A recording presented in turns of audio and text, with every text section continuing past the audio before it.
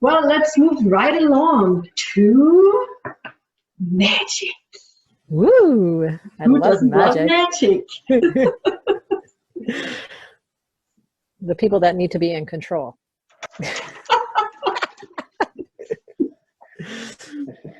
Today we're going to go on a magical journey, so sit up straight in your chair. Close your eyes and take a long deep breath in through your nose. As you breathe out, relax your body. Imagine that you are standing on a beautiful lake.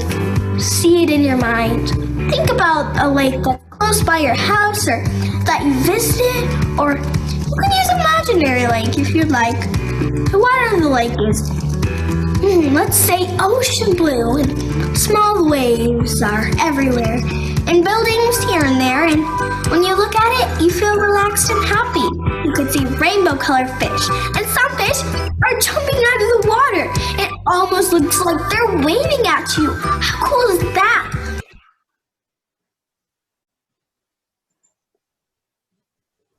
So I started at the waving fish.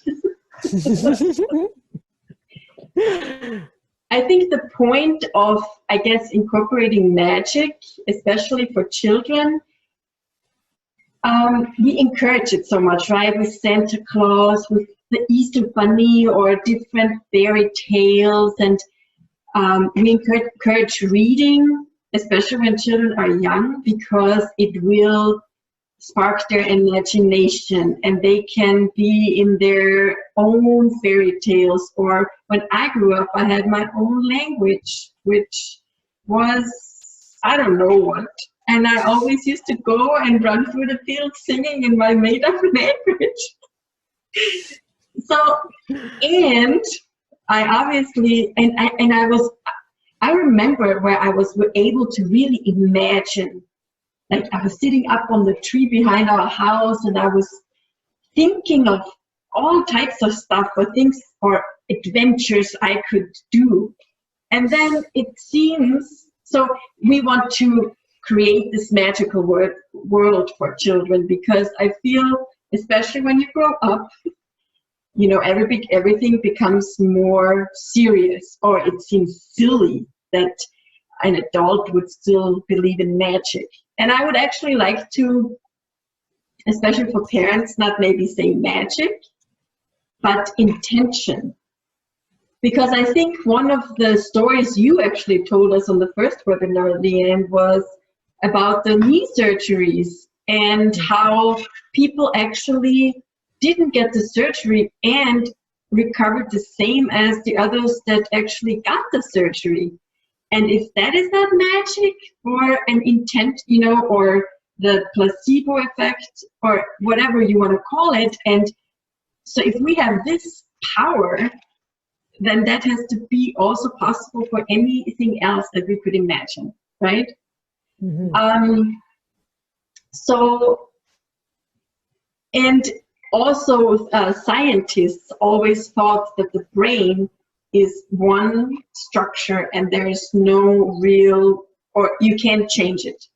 But through, you know, over the years and the neuroplasticity that they discovered, and that you can actually form new connections in your brain, and the ones that no longer serve you, you can actually make them weaker. I like the visual of, you know, a really strong connection in your brain is a highway, you know, because you've driven over it so many times. It's like a highway, and maybe 8 lanes or whatever.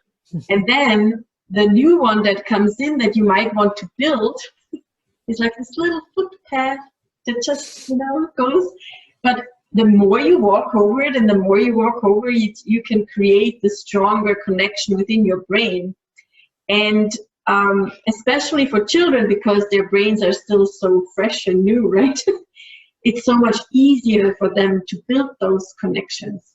And while we were doing some research also on, you know, all of our strategies and stuff, there has been a Harvard study that says exactly that. If you teach children from an early age on all the different techniques and strategies, they can They will not have so many emotional, mental health issues. They will be able to deal with all kinds of situations. They'll be kinder to themselves and others. And just all these benefits, these health benefits that we can have by really introducing mindfulness to children from an early age on. And I think that, and Dr. Wayne Dyer wrote a book, again, not so talking much about magic, but intention, the power of intention. Or even you again brought this, Leanne, when you were pregnant and every day you were confirming and intending you have easy pregnancies and everything goes easy. And it went that way, right? It very much did, yes. So magic, intention, I don't know, but I think for adults, maybe intention sounds more grown up than magic. I wanted to speak into this just a bit and say that one of the things that I got from this little clip from Danica is that two things. It's really promoting imagination and really starting to lay the foundations for visualization. And Albert Einstein himself was very, very pro imagination. Actually, one of his quotes says, "Imagination is more important than knowledge," and he's correct, because it ultimately is what's going to manifest and form that particular person's and or people's and social circles realities. So I think that having Danica introduce this to the children in such a playful way is incredibly crucial.